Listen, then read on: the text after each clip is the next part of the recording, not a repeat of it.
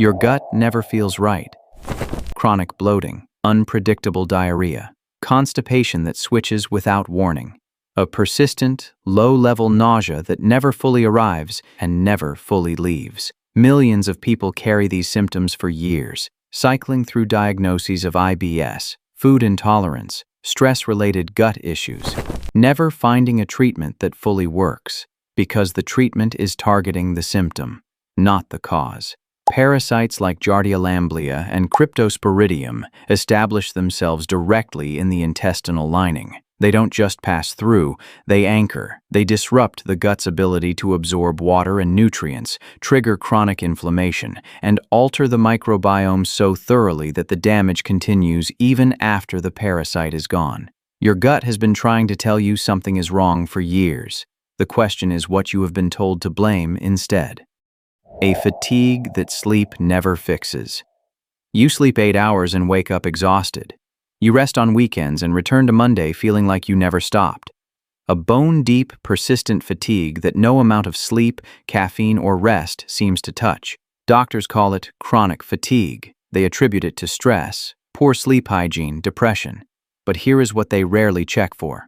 A parasite quietly consuming your nutritional resources faster than your body can replenish them. Hookworm, currently infecting an estimated 400 million people globally, feeds directly on human blood. It anchors into the intestinal wall and drinks, chronically, continuously. The host becomes progressively iron deficient and anemic, producing less oxygen-carrying capacity in the blood, which the brain interprets as a constant, unresolvable need for rest. You are not tired because you are stressed. You are tired because something is bleeding you from the inside, and you have been calling it by the wrong name your entire life. Skin that erupts for no reason. Unexplained rashes, hives that appear and vanish without trigger. Eczema-like patches that resist every cream and every treatment. Skin that seems to react to nothing and everything simultaneously.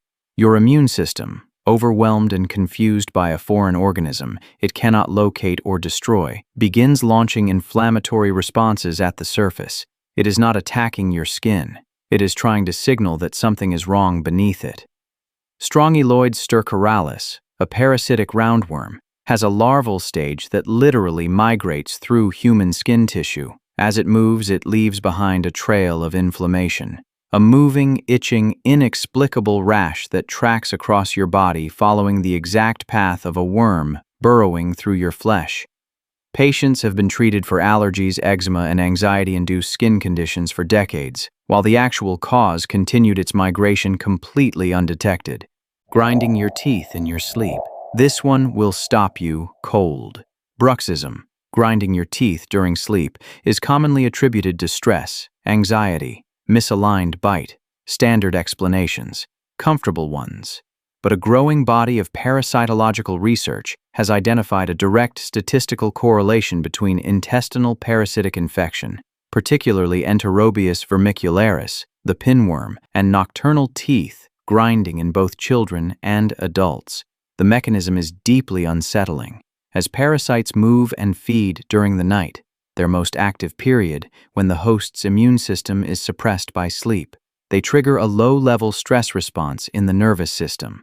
The body cannot consciously react, so the tension manifests physically in the jaw. You are not grinding your teeth because you are stressed. Your nervous system is reacting in the only way it can during sleep to the sensation of something moving inside you.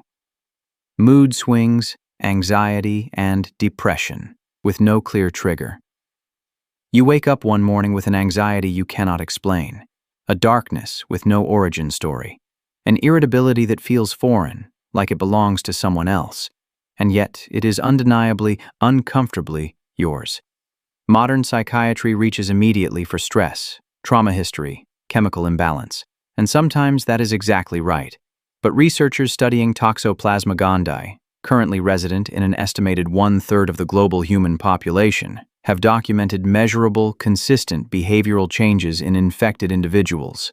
Elevated aggression, higher rates of diagnosed depression and anxiety disorders, a statistically significant increase in impulsive, risk-taking behavior, And the mechanism operates at the level of epigenetic modification.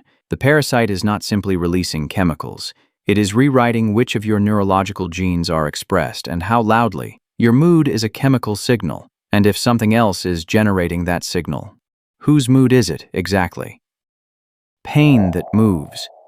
Not a consistent ache in one location, but a shifting, traveling pain that appears in your shoulder on Monday, your lower back on Wednesday, your knee by Friday. Pain that never fully settles, never fully resolves, and never responds predictably to treatment.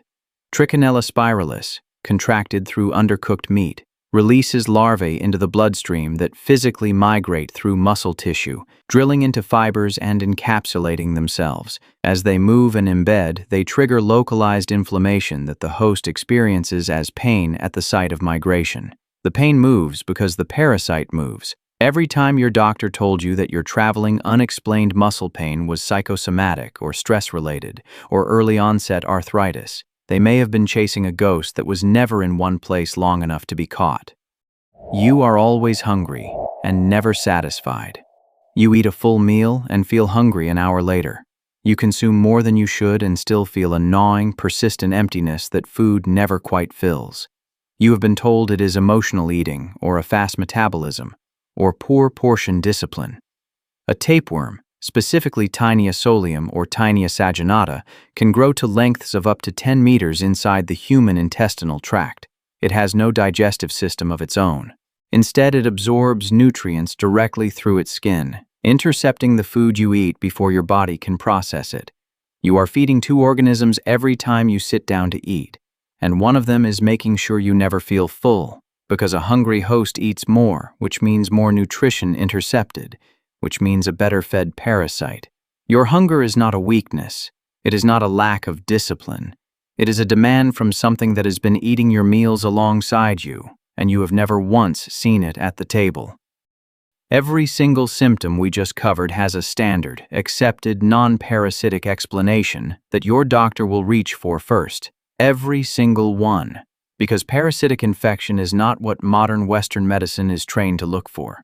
It is not the first page of the diagnostic playbook. It is not even the second or the third, which means there are people, millions of people, walking through their lives right now with a correct set of symptoms and a completely wrong diagnosis, treating the signal, ignoring the source, managing the consequences of an organism they have never been told to look for.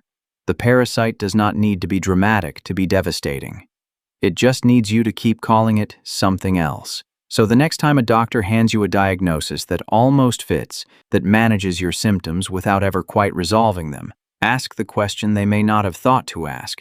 What if it isn't what we think it is? What if something else is already in there? The most effective parasite is the one you never look for.